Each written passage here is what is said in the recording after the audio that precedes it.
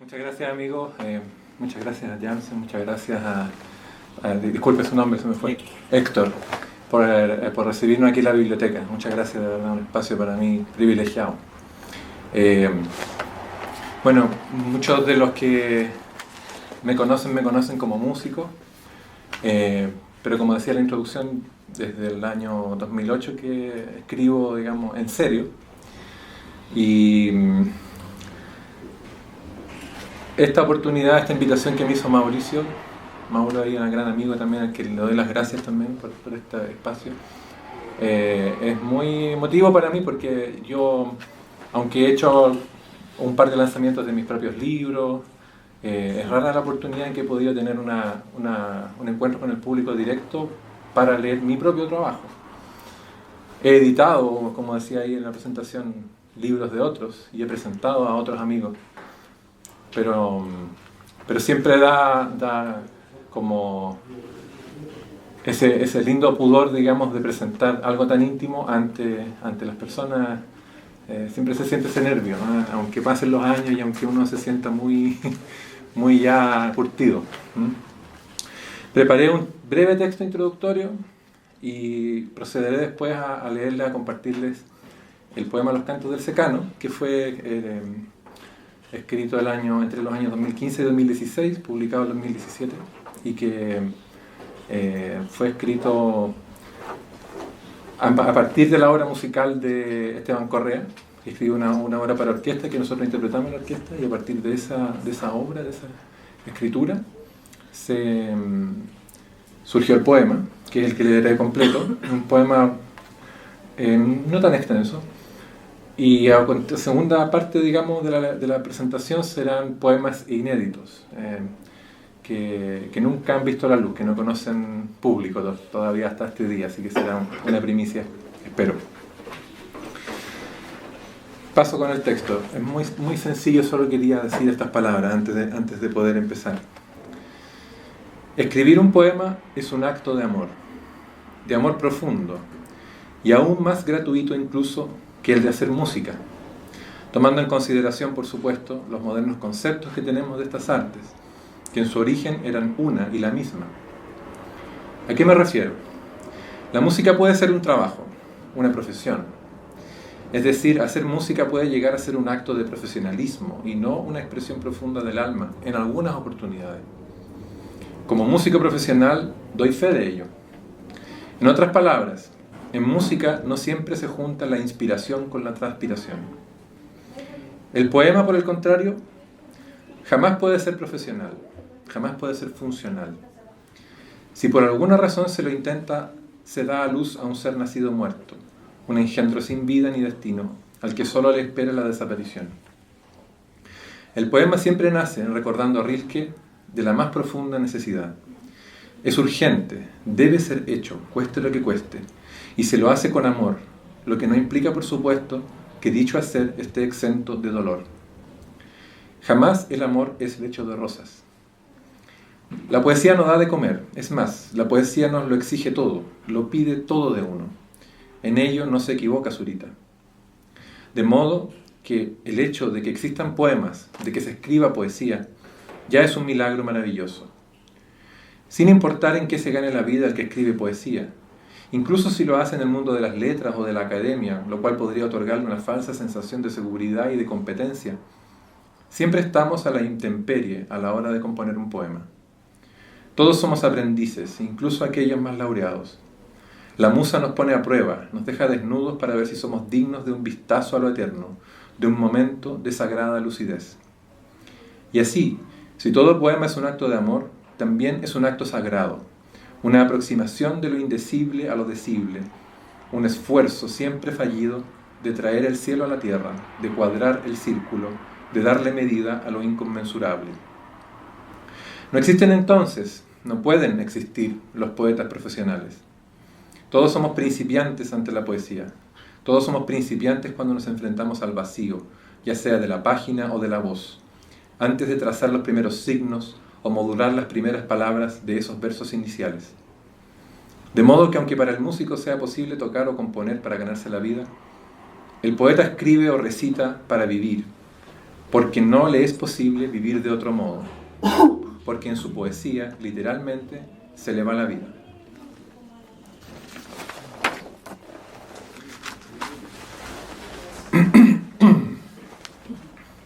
Los cantos del secano, a Esteban Correa, en amistad y en reconocimiento a su obra homónima. 1. Un trago de hierba, de tierra seca, de color perpetuo por encima de las bocas abiertas. Un trago de sal secreta y rocío al calor de las piedras. Luego, su áspera humedad intermitente, su sollozo ficticio, su hambre de vacío, el registro de su condensación, la larga espera por una llama que sea perpetua. Sendero discontinuo, la brisa dictando su ensalmo, su condena de tiempo perdido, a todas luces, a toda sobra, entre las piedras desveladas por el frío. Un despliegue de toda la luz, de toda la somnolencia de la eternidad. El páramo desfigurado, deglutido por la primera sequedad, por el hielo de las estrellas, la pausa que se toman antes de formar constelaciones. Un trago de tierra y sal, de escarcha seca como las inmóviles extremidades del vapor, esas que punzan el aire por sacarle su agua y que las gotas y el viento combinan en apariencia de danza, como la de ángeles innumerados resbalándose de la punta del alfiler. Se traga un color muerto, una sola sangre que riega el sendero, un solo hueso clavado, enclaustrado en campo abierto, blanqueado y endurecido hasta ser paisaje, piedra bruta, cal de las cosmogonías. Las planicies son las que mueven la rueda, óxido universal, mientras la luna sella a modo de músico el tronco horizontal del territorio. Circula por la garganta el viento humedecido, la boca abierta, las pálidas lenguas deslavando las laderas, a la hora en que el oro naciente se junta con la plata viva en el crisol. La palidez del vientre, su rugoso aroma, su extensa hambre solidificada, a expensas de la hierba floja que padece su desequilibrio. La esfera abierta que se consume en fiebre, su paraíso terminal inacabado. Una pausa en el entretiempo de lo interminable. 2. La caída del viento hacia el cielo salobre compone nubes en arquitectura, en techumbre, pequeña luz no relacionada con la lengua ni con los prefijos de la garúa. Persistente imagen de los espejos, las huellas que se mantienen en la niebla corrediza y se estancan en el frío y en la luz disminuida tras los siglos acumulados en una nieve cada vez más distante. Casi se circunscribe el brillo a un solo punto, singular y extenso, casi perdido en su fragancia y que carcome y agota los colores allegados a la circulación perpetua. Rasgos huidizos de las piedras, gestos perfectos, casi por completo consumidos por la letanía del sol y abrazados, sin el consuelo, del agua dura de la mañana. Se disemina por la garganta lo áspero y no se levanta el dulzor atrapado en los encantamientos y los sortilegios.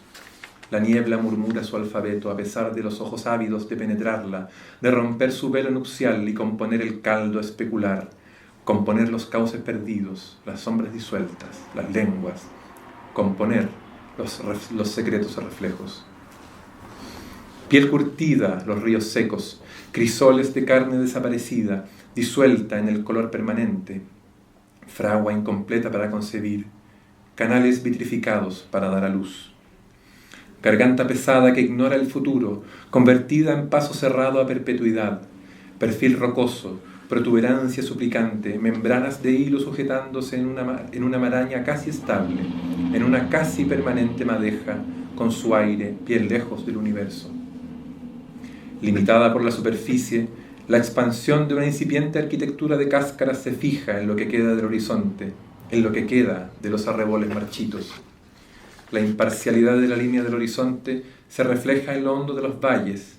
El suelo anclado a la sequía se descubre magnificado en una imagen sin pasado, en la cual los monolitos recirculan, se marean en el carrusel de la erosión. Piel desmadejada, metálica en la fricción salina, piel recordada en los pliegues de la sangre, aprendida de los líquenes alfabéticos. turbio llanto en la madrugada de las larvas, tangente a la raíz perpetua, adyacente a los colores de las impuras criaturas, las oscuras bestias sin nombre que toman el aire por asalto, que se sustraen al reloj, a la vez que se suman a la humedad de la corteza. Un territorio visto desde arriba, cubierto por lo dormido. Desecadas formas de vida, no quietas, sino en lentísima danza. 3. El trago siempre vuelve a circular, aunque a ratos lejos de la arena y cerca de los manantiales. La savia recorre su propia versión del inframundo, su propia versión del movimiento perpetuo en cada aspiración, en cada breve prefijo, mientras las huellas invadidas por el agua hablan de lugar de paso, de intercambio, de confabulación de círculos migratorios. Circulación entre el cielo y su doble, la danza frente al espejo, en los recovecos, en la intimidad de las grietas. Testimonio de fricción antes del alba, antes del levantamiento y de la topografía. El mismo tiempo cada vez, el mismo tiempo que se ausenta, que permanece al margen del proceso, el mismo cuerpo que no levanta el vuelo, que se fija en lo que contiene muy cerca de las piedras y de la paradoja de su baja valencia. Cardos versificados, su contemplación hacia una nueva llave de lo seco, hacia una nueva consonante que mascar, un hilo perdido en su propia longitud. Lo tan antiguo que bajo el cielo se convierte en símil de lo permanente. Lo que se fijó antes en el hielo escurre hasta estallar en colores, hasta brotar en irisado espectro, oponiéndose a la continuidad del paisaje. Párpados calcificados, la licuefacción de los cauces que van cayéndose hacia el agua de la memoria, lavándose y borrándose en el líquido ágil, prueba perfecta adyacente a lo estancado, a los líquenes y a las piedras tatuadas que terminan de romperse al borde de su propia sombra. Se dispersan, se disipan los meandros, los afluentes, la flor perfecta de las aguas que solo nos dejan piedras como fermento para el tiempo de los fines. Pasaje y garganta ampliada, las salivaciones acumulándose como hierba muerta en una comparación que por tardía es más estéril. La tensión preciosa conservada en los segmentos de voz, en los cauces desmedidos, ciegos, contiguos, equidistantes, al pleno cielo que se engulle, faltándole un alto techo entre las manos y una planicie por la cual huir. Las siembras buscan cohesión y los vientos se desembarazan de las formas, se desmembran al igual que el agua finge ser destino. Miembro fijo del habla, enmienda principal, sin la cercanía de un ritmo que sobrenade lo que traspase su presencia y que desde la furia del aire se filtre para perderse en la sustentación. Cada piedra su prefijo, su propio alimento, gargantas que huyen de siempre ser conducto del mismo aire difuso, piedras del contacto, piedras de simetría, desdibujándose, separándose de la causa fija y cancelándose, muriéndose de sueño, heladas, uniformes, limpias, planas. Se siente, se percibe lamerlas, dejarlas salivadas, miembros muertos de un enorme cuerpo extraviado, exangües extremidades, fosilizadas por el cansancio, lívidas lenguas, tubérculos calcáreos, laxas máscaras exudadas por el suelo, por los poros de la corteza. 4. Aurora salinizada, amortajada por las condiciones climáticas, rastro en un cielo hervido y enfriado, testigo de equivocados cumplimientos, de acciones evasivas, de maniobras de adelantamiento. Mundo de vicios líquidos, lagunas en la distancia, acuíferos del aire, se compromete amplia visión al final del espejismo. Su calor devuelto a la niebla, su perspectiva torcida por la distancia, cayéndose, resbalando, convirtiéndose en vicio fijo, en cruel solemnidad que se ha limitado a aparecer en el carbón y en el vapor frío. Las tormentas de tiempo, las pequeñas oquedades, el pulso abierto, la respiración inmanifestada, placentaria, la cara vertida desde lo oculto, el sueño, la pausa, el viento vital desbarrancándose, despeñándose, las lenguas de agua lamiendo lentamente, humedeciendo la antigüedad de los perfiles rocosos, la rumia de unos pocos lamentos, desperfectos precisos para pasar de ciego y subvertir el paisaje hasta lo medular de los acontecimientos, hasta el espeso caudal de adentro, el que resuena por debajo de las napas y del manto hipotético, por debajo de las costras superpuestas. Orografía, mueca congelada, grito ahogado en piedra, en tierra, polvareda de gran cementerio, planeta camposanto, planeta de cultivo. No porque se noten las eras geológicas acumulándose, se lava la inquietud original, el desastre de los océanos, las trazas, el aceite humano en las luminarias. Paisaje atado a su visibilidad, sujeto a todas las variables, clandestino al desierto o a los vergeles. El animal rasga el punto muerto, roe adormecido el entumido planisferio, donde los personajes clave se han desvinculado del entusiasmo. Perversa fruta robada en los misterios, hierba perdida a la entrada del inframundo. No hay nueva concepción sin extravío, el perderse de la semilla, el guardarse cada flor en su aire, cada tallo en su huevo cósmico, símil junto al mundo de todo el carbón memorizado. Por milagro de interacción perviven los espejismos y se preguntan los espejos de agua por su linaje, por su filiación. Crudo camino crónico el de los hielos que se levantan de su animal, de su jaula sin sal y endurecida en el frío. Sin sal, sin sangre suben, se ocultan en el canon de la altura, que es el único lugar sin punto fijo, sin entrada, como viniendo desde un orden hacia un vacío, hacia un aire por fin enrarecido, colindante con el pulmón sombreado y la gracia pasajera, colindante con el color de fondo y la rugosidad, con la textura, con el trozo irreproducible, perdido en el cielo, perdido en la acumulación de los atardeceres. Cuestión de deglutir, cuestión de aspirar, sintaxis del beso de la tierra, el pulso cubriente, la fiebre, el callarse del cielo envuelto por el calor, el sello térmico del sepulcro, que no la fría piedra. No bastarle al sol con ocultar su hechura, ni al viento con silbar su habla, para que la siembra pase a ser yesca, y el filo del calor raje el vientre del viento. Queda un solo tiempo a salvo del hambre, calce de pequeño inframundo, calce de alma torcido. Coda. Exilio de espacios abiertos, largas magnitudes, reposición de la humedad cuando la grama se levanta y los caminos se dispersan en la luz, en sombra letal y asfixia, en extensiones que semejan la concentración de lo permanente. Moroso aletargarse de las edades en el lodo, lo permanente sigue acumulándose en las costras, en los campos pretéritos, en las versiones de colores devastados por las lágrimas de la mañana. El color de fondo raspa su permanencia. Atribúyese los matices anteriores al otoño, la canción desalojada por el viento, el signo de búsqueda desaparecido en la continuidad, doblegado por el olvido, extraviado en las contracciones del frío. Desprendiéndose de su propia imagen en la supresión del sueño, el suelo deslavado, perdido en la humedad de la lengua, hace signo de su extravío, asociándose a lo interminable. Duplicación de la larguísima caída. Aberraciones desmesuradas de la óptica, responsables de la humedad última. Perfecta analogía que distribuye, que disemina la germinal bocanada de la aurora.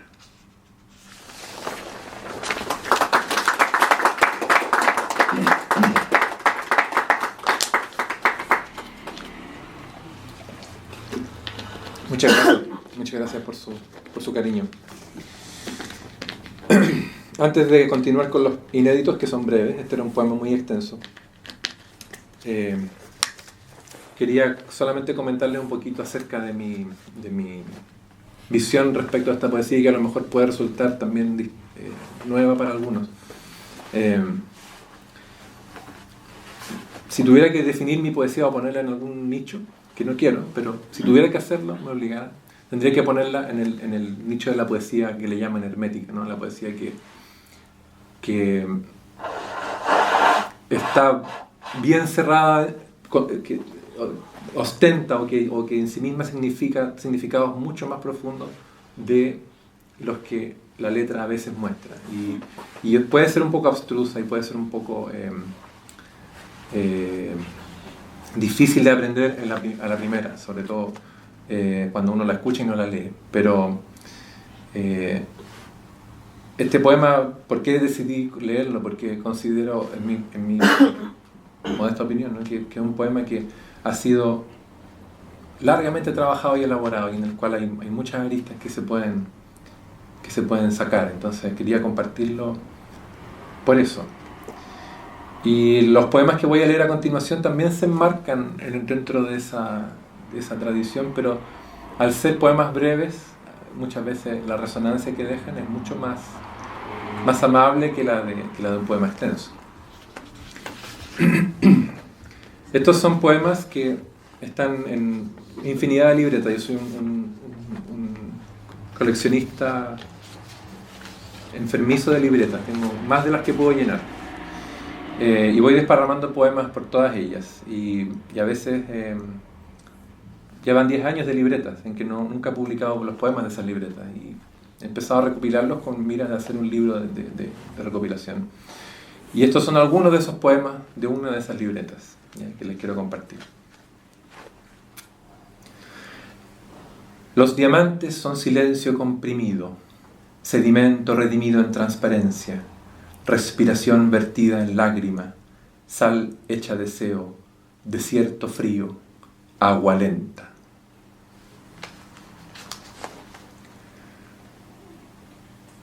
El enfermo ingiere a sorbos el desprecio del que puede curarle, hasta que el reflejo lo abandona y pierde brazos y piernas y gana el valor de comer tierra. El llanto imagina sus lágrimas, el caminar imagina sus piernas, la rotación imagina su hélice, el dolor imagina su herida, el pulso imagina su sangre, la cabeza imagina sus rompientes, el viento imagina su aire, el acompañado olvida que está solo. La sal se asoma desde su secreto de llave al sopor de su propio conocimiento. El verdor ha crecido hacia abajo siguiendo la gravedad del ojo. Conocer la ira del mundo cuando se le despoja de su velo, repetir la historia de descubrir y olvidar, secuestrar la mirada para que se pose en la clave, poner voz al escalofrío, alzar la demencia en signos y rebajarlos según su razón en función de las declinaciones de la memoria. Siempre asistir al misterio adecuado, a la celebración conveniente, sin el pudor del vanidoso, que como teme mostrar su rostro, lo oculta tras la máscara de la belleza. Conocer la máscara, conocer el hilo, ponerse a salvo de los enigmas y de la arquitectura de las corrientes de aire, es poner oído en la salvación, pero siempre con libertad de caída.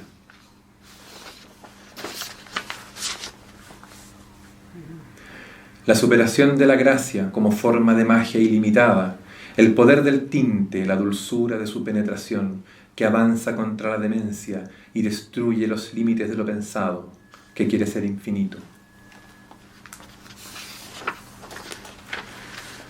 La vida como esfuerzo del pensamiento, como concentración del aliento, como medida de coerción, convulsiones de la singularidad en la medida del terror y de la desproporción de lo inefable, la misma sensación de acostumbramiento en la vigilia de la memoria que viene, como en la esperanza vertical.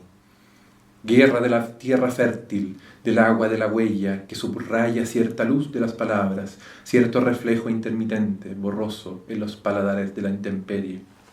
Lágrimas de esfinge dispuesta a desgarrar sus ojos a prueba de agujas, en medio del campo de zumbidos. Este es el único que tiene título. La desnudez del maniquí. Incomodidad extraña la del transeúnte ante la desnudez del maniquí. No se advierte antes del pudor, la conmoción de la bestia vacía, el extraño horror ante lo inerte, antes oculto tras las vestiduras sin dueño. Se espera la más pronta cobertura que permita recuperar la preciada indiferencia. Se espera con ansia el cambio de vestuario que permita al transeúnte regresar al cuerpo. El esoterismo de las máquinas es cuestión de suerte en días gastados. Se les quita el verbo ganado, se les quita el silencio aprendido. contorsionismo de las dádivas y la suerte, rectificadas por el peso extendido de las noches blancas, aquí donde no hay peso muerto, aquí donde no hay llaves maestras, aquí donde no hay piezas monumentales, solo hay animales y hierba negra.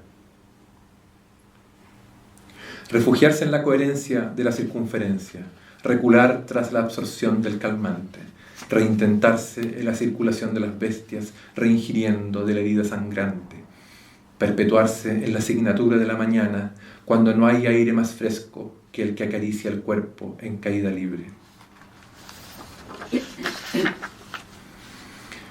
Alejarse del trauma para insistir en una vida que no se muestra perpetua es dirigir rayos al estanque esperando que algo se refleje en su vacío.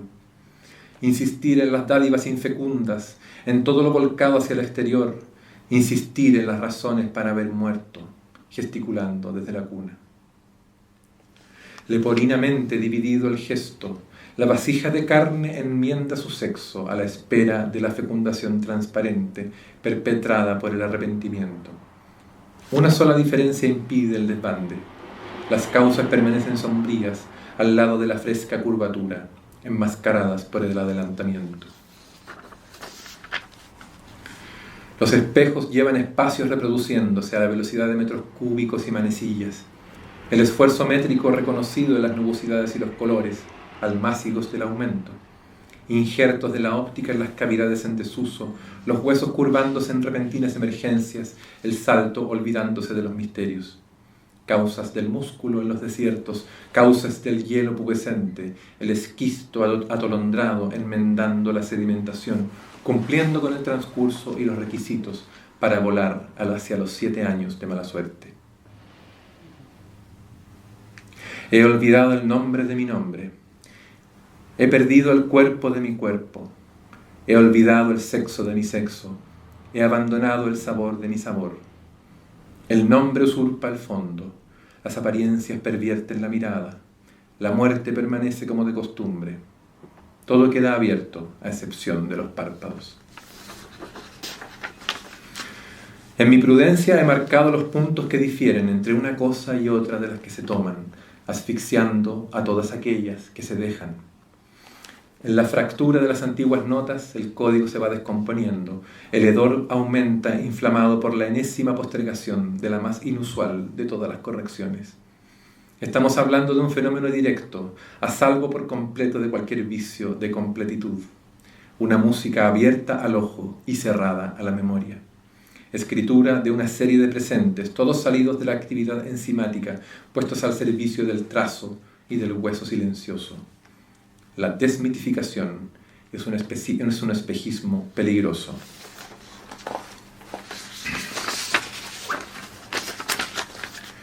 La ausencia del punto, ese punto geométricamente inexistente, esa nada articuladora, puede generar la más tremenda de las inquietudes de no encontrarse al final de un texto. La ausencia del punto deja abierto aquello que por fuerza debe ser cerrado. No es posible la tranquilidad y el sueño reparador sin un buen punto final. Es la dirección, el punto de llegada, el punto de fuga, el no ser que da sentido al ser. Si la nada no nos aguarda al final del viaje, todo el viaje pierde sentido y se entra en la eternidad, ya que no hay cierre, por lo tanto, tampoco comienzo.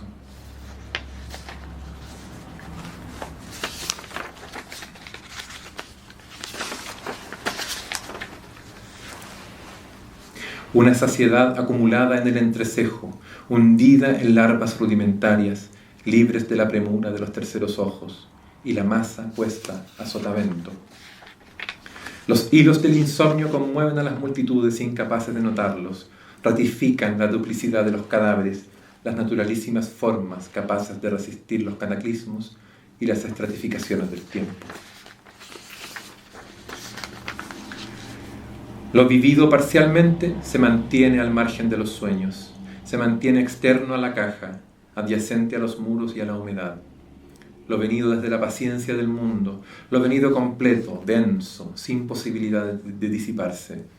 Ser en el encuentro, más que la aritmética de los reflejos, más que una convención, más que calor acelerado.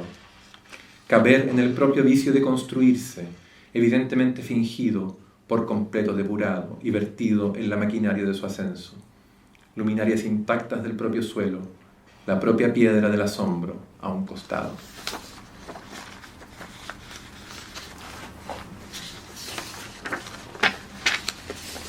Y para despedirme, voy a leer dos poemas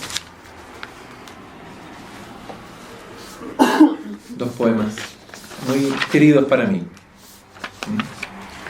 Uno de ellos da título a un libro que está inédito todavía, que se llama Baja Visibilidad. Y el otro, el que voy a leer al final, es un poema de amor que le hice a mi esposa. Baja visibilidad.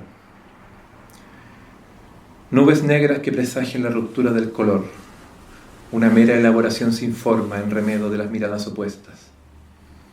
Bajo la sensación de que algo se distingue entre lo que germina en los escombros, algo es vencido por el agua helada, una noción se separa fingiendo restarse al orden general, lo que sigue hundido se traspasa bajo la superficie, separado de la turbiedad, ondula en su desplazamiento sin perturbar el limo del fondo, distorsión extendida, pérdida, mancha anclada a la visión, señales torcidas que atrapan en un vicio aparente, columnas siempre inclinadas en las llagas, presión lenta, constelación precisa.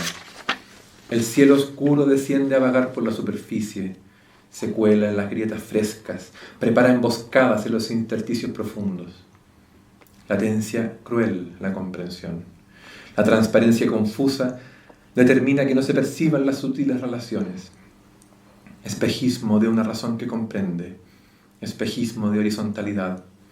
Las fracturas del espacio no son causales, son signo del levantamiento en la estrecha zona que se corta, materia del germen, proceso inverso que golpea para que el significado se extraiga y se manifieste la visión de la gota que traspasa el filtro. Magnitud de la fuerza que no tiene posibilidad de actuar, de afectar aquello que no integra. Rechazo vertical, las bases tiemblan, el eje se sacude, las aguas retroceden dando tumbos, las voces se apoderan de los dedos y los hacen levantarse y retorcerse. Intento de dejar un signo, algo incomprensible para que la esencia se muestre, sin vencer a la velocidad, sin disminuir la marcha. El beso eterno de la plenitud es una caricia en el vacío. Y este poema de amor, que no por ser poema de amor es menos importante. A algunos poetas no les gustan los poemas de amor. A mí me gustan. Canto mudo a un fulgor recién nacido. Florescencia del destino, te has puesto por delante de mis ojos. Has revelado tu signo de hierba y agua dulce ante los ojos cansados de un hambriento adormecido. Tu canto ignoto, el que llevas en tu centro, ese regalo que se vierte lentamente, a destiempo del punto cardinal que guía la sangre y que mancha mis ojos y mis manos sin dejarme ver las sombras portadoras de la ira. Te has puesto por delante de mi sangre para construir tu casa en mis adentros. Has hecho de mi agua helada tu alimento y he reverdecido, purificado con cada hoja que se asoma desde tus raíces, hechas flora dentro tuyo y dentro mío. Te has puesto por delante de mis sombras y las has desvanecido. Me has ungido, rompiendo el temor a la muerte y al tormento del amor descuidado. Has envuelto mis llagas en tus manos y he lavado tu rostro con mi llanto mudo, cristalizando las grietas de cada alma en la médula, hasta hacer una sola forma de los despojos del combate. Te has puesto por delante de la ira ciega, la has desarmado con las aguas calmas de tus ojos. Has fundado colores nuevos al abrigo de tu abrazo, vivificando el sentido del regreso e iluminando el camino que nos lleva fuera del territorio enemigo. Te has puesto por delante de mi carne y de mi alma, haciendo uno y lo mismo el presente y la eternidad. Has reído en mi boca, implantándole un nuevo vocabulario, y tu canto futuro ha tomado por asalto mis oídos, haciendo bendito el tiempo de la prisión. Y pese a la flagrancia de la ilusión que habitamos, atravesaremos juntos los rayos de la rueda, hasta los confines en que la existencia es una, y todos los tiempos son el mismo. Muchas gracias.